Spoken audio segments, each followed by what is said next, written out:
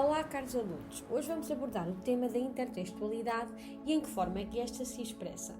Todos sabemos que um texto contém sempre referências de diferentes tipos e com diferentes propósitos retóricos ou estilísticos a outros textos. Ao texto que contém referências a outros textos chamamos de hipertexto. Por outro lado, há aqueles textos que são referidos no principal, chamamos de hipotextos. O hipotexto, ou seja, aquele ao qual nos estamos a referir, pode ser um texto literário ou não literário, como um texto musical ou de uma pintura. Por exemplo, em Memorial do Convento, as referências aos Lusíadas são permanentes, estabelecendo-se desta forma um paralelismo entre a grandeza e a heroicidade do povo português em circunstâncias muito distintas, dando simultaneamente uma nova interpretação, mais humana e realista, aos acontecimentos históricos. E ainda muitos mais textos e escritores portugueses se encontram ali representados, criando-se uma espécie de teia de referências na literatura. Ao conjunto das relações mais ou menos explícitas que, no hipertexto, ou seja, o nosso texto original, mantém com um ou mais hipotextos, dá-se o nome então de intertextualidade. E ela pode surgir em várias modalidades, ou seja, podemos expressá-la de diversas formas. A primeira é através da citação. A citação é a reprodução devidamente identificada com as aspas de um excerto textual no interior do texto principal. Tem muitas vezes o objetivo de ilustrar ou sustentar uma ideia.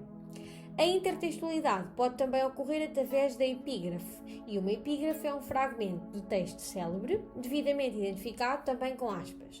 Normalmente é reproduzido no início do texto, ou de um capítulo ou de uma secção, que relaciona o conteúdo do texto que se segue com o conteúdo da obra referida. Desta forma, integra o hipertexto num domínio de pensamento específico.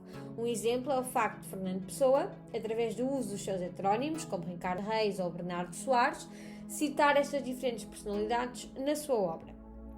A alusão é outra forma de intertextualidade e consiste numa referência mais ou menos direta a outro texto ou situação, que deixa ao leitor ou ouvinte a tarefa de o identificar. Por exemplo, no Memorial do Convento, de José Saramago, há inúmeras referências ao Sermão de Santo António aos Peixes, de Padre António Vieira. De seguida temos a paráfrase, uma sequência que reformula um fragmento do texto, explicitando e desenvolvendo o seu sentido. Normalmente, ao dizer isto não quer dizer que, ou seja, estamos a utilizar este recurso para explicar melhor uma ideia que temos no texto. Já a paródia consiste na imitação de um texto, deformando-o com o propósito de ridicularizar ou criticar. Por exemplo, neste excerto Memorial do Convento que vos vou ler, e então uma grande voz se levanta, é um labrego de tanta idade. Aqui, a descrição labrego de tanta idade consiste numa paródia à personagem. Por último, temos a imitação criativa, e nesta forma de intertextualidade existe uma recriação a partir de um texto, sem o ridicularizar ou criticar, ou seja, a imitação pode dizer-se pura. Espero que tenham ficado a compreender melhor as diversas modalidades de intertextualidade. Até ao próximo vídeo.